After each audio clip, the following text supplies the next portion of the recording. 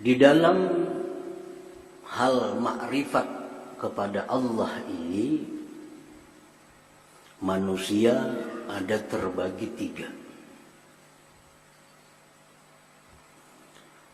Pertama, kelompok yang disebut dengan la aqla lahum, manusia yang tidak ada akal baginya. Arti manusia cuma tidak ada akal. Nah, manusia seperti ini, mereka hanya kenal kepada makhluk. Kenalnya hanya kepada makhluk. Tidak kenal kepada Al-Khaliq, pencipta dan pemilik semua makhluk itu. Nah, dia hanya kenal kepada makhluk, dia hanya melihat kepada makhluk, tidak kenal kepada pencipta, pemilik makhluk itu. Nah, manusia seperti ini disebut la aqla lahum, tidak ada akal bagi mereka. Seperti kambing. Seperti kambing. Kambing itu hanya kenal kepada pengembala. Kepada pengembala. Tidak kenal kepada pemilik kambing. Tidak kenal kepada pemiliknya. Kambing hanya kenal kepada orang-orang yang memberi makannya. Tapi kambing kada kenal kepada yang ampunnya.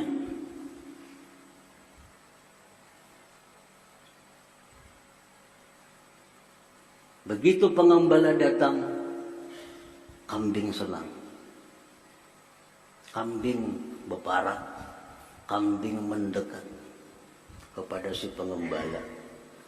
Karena ini datang membawa rumput. Datang pemiliknya pakai mobil, baju jas, bungas orangnya. Kada hira-hiran kambing. Kada hira-hiran. Dikawai, kada hira-hiran. Bahkan berjauh. Padahal ini ampunnya kambing. Jarnya sembalihnya kambing itu. Cuma inya kada kenal. Kenalnya cuma pengembala. Bajunya cumpang-camping, selawarnya cumpang-camping. Kenalnya cuma itu. Karena itu yang tiap hari mendatangkan membawa makanan. Kada kenal pemiliknya. Dan kambing kada berusaha kenal kepada pemiliknya. Kada perlu kenal. Nah, itulah manusia yang hanya kenal kepada makhluk. Tidak kenal dan tidak ingin kenal kepada Al-Khaliq, kepada pencipta. Itulah aqla lahum, tidak ada akal seperti kambing tadi.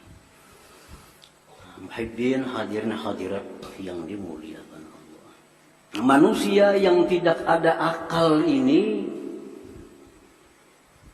keinginannya cuma dekat dengan makhluk. Keinginannya cuma dekat dengan makhluk.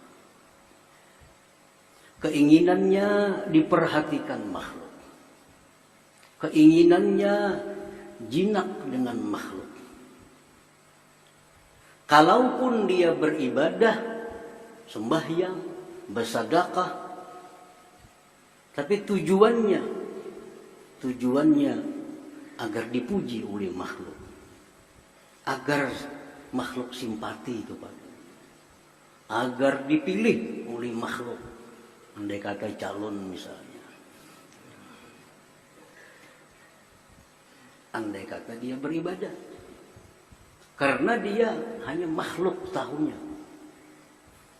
Walaupun beribadah, tujuannya agar dipuji makhluk, dekat dengan makhluk, disayang oleh makhluk, dipuji oleh makhluk. Nah, manusia-manusia seperti ini di akhirat nantinya akan banyak mendapat kesulitan-kesulitan. Di akhirat akan banyak mengalami kesengsaraan karena dia tidak kenal kepada Al-Khaliq, kepada pencipta alam semesta ini. Muhibbin hadirin hadirat yang dimuliakan Allah. Nah, kelompok yang kedua. Kelompok yang kedua ini disebut lahum aklun sakim. Baginya ada akal, tapi akalnya sakit. Ada akal, tapi kada sihat akalnya. Akalnya kada sihat. Orang kada sihat ini dengan teh manis yang sepahit. Orang kada sihat. Ini akal ada, tapi kada sihat.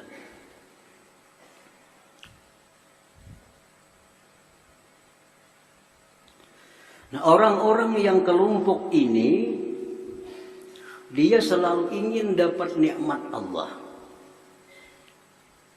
Ingin dapat perlindungan Allah. Ingin mati ke surga. Ingin banyak dapat bidadari.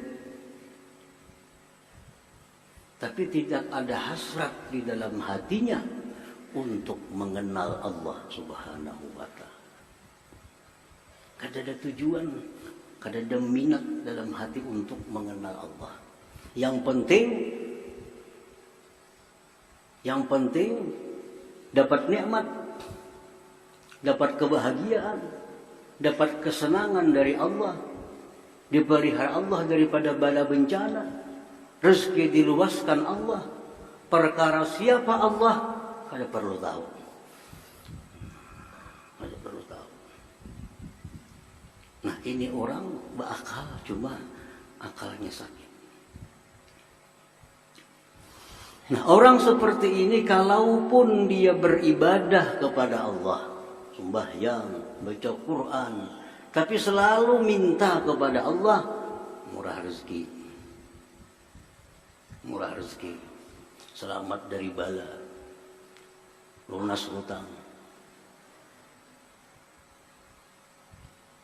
mati ke surga, berkumpulkan Nabi ya pulang di surga minta.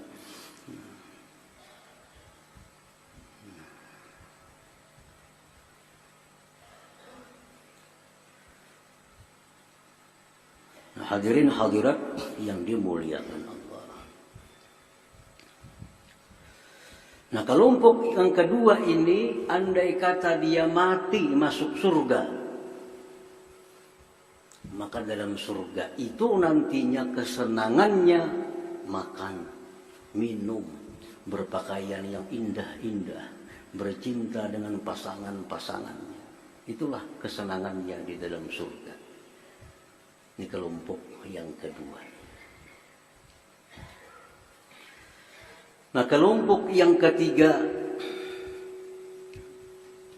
disebut lahum aklun salim.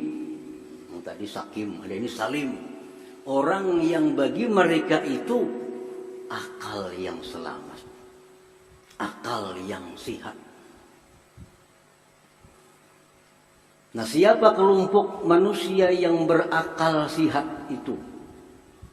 Itulah kelompok orang-orang yang ingin kenal dengan Allah Subhanahu wa ta'ala, yang ingin dekat dengan Allah, yang ingin jinak dengan Allah.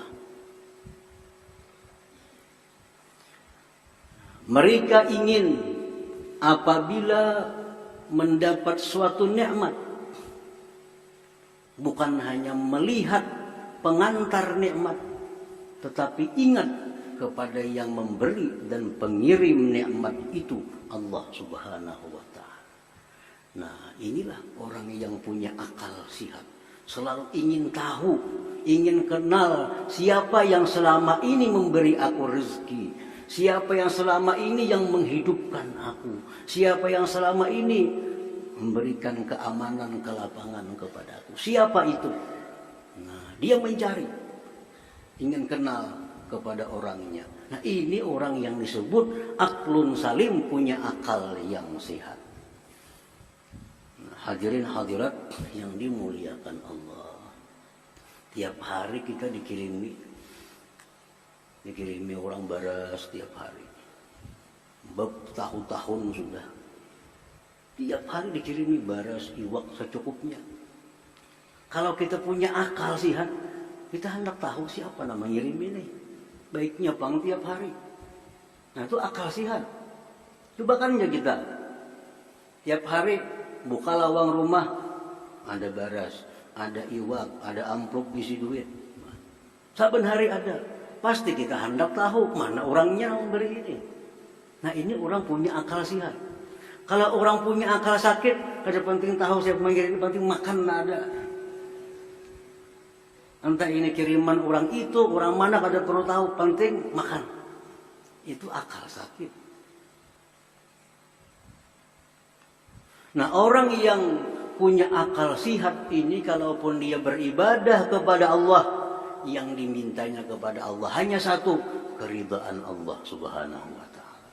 Ibtigha'a mardatillah.